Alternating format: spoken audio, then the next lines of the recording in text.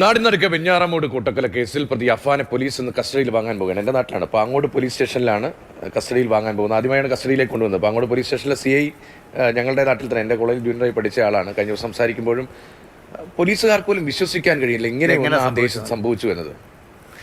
എന്തായാലും ഈ കേസിലെ അറസ്റ്റ് മുഴുവൻ കേസിലും അഫാന്റെ അറസ്റ്റ് രേഖപ്പെടുത്തി കഴിഞ്ഞു. ഉമ്മുമ്മ സൽമ ബീവിയെ കൊന്ന കേസിലാണ് പാങ്ങോട് പോലീസ് ഇന്ന് പ്രതിയെ കസ്റ്റഡിയിൽ വാങ്ങുന്നത്. സൽമ ബീവിയുടെ വീട്ടിലെത്തിച്ച് നാളെയാകും തെളിവെടുപ്പ് നടത്തുക എന്നതാണ് അനന്തകൃഷ്ണൻ തിരുവനന്തപുരത്ത് നൽകുന്ന വിവരം.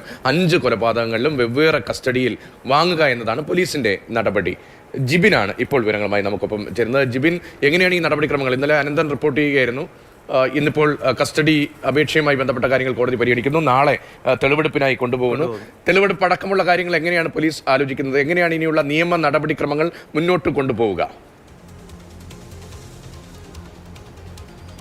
രതീഷ്, ഇപ്പോൾ അഫാനുള്ളത് തിരുവനന്തപുരം പൂജപ്പുര സെൻട്രൽ ജയിലിലാണ് അഫാൻ നിലവിലുള്ളത്. അല്പസമയത്തിനകം തന്നെ ഈ തൊട്ടു പിന്നിലായി കാണുന്ന നെടുമങ്ങാട് കോടതിയിലേക്ക് അഫാനെ എത്തിക്കും. ആദ്യം അഫാനെ കസ്റ്റഡിയിൽ വാങ്ങുന്നതിന് വേണ്ടി അപേക്ഷ നൽകിയിരിക്കുന്നത് ഇപ്പോൾ പാങ്ങോട് പോലീസാണ്.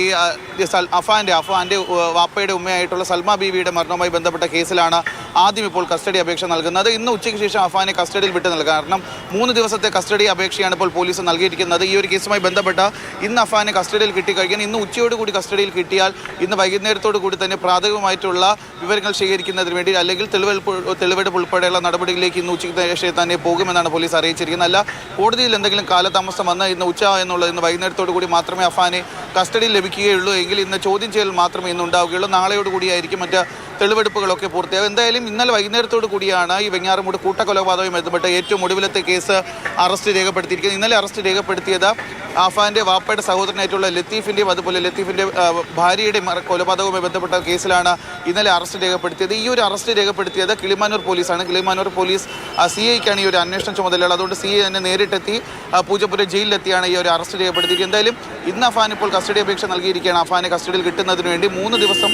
കസ്റ്റഡിയിൽ ലഭിക്കുന്നതിന് വേണ്ടിയിട്ടുള്ള കസ്റ്റഡി അപേക്ഷയാണ് പോലീസ് നൽകിയിട്ടുള്ളത്, പാങ്ങോട് പോലീസ് നൽകിയിട്ടുള്ളത്. ഇന്ന് കസ്റ്റഡിയിൽ കിട്ടുകയാണെന്നുണ്ടെങ്കിൽ ആദ്യമായി ഇവിടെ നിന്ന് കൊണ്ടുപോകാൻ പോകുന്നത് ഇദ്ദേഹത്തിൻ്റെ വാപ്പയുടെ ഉമ്മയുടെ വീട്ടിലേക്കാണ് കൊണ്ടുപോകുന്നത്. കാരണം ആദ്യ കൊലപാതകം നടന്നു എന്ന് പറയുന്നത് ഈ പാങ്ങോട് പോലീസ് സ്റ്റേഷൻ പരിധിയിലുള്ള സ്ഥലത്താണ്.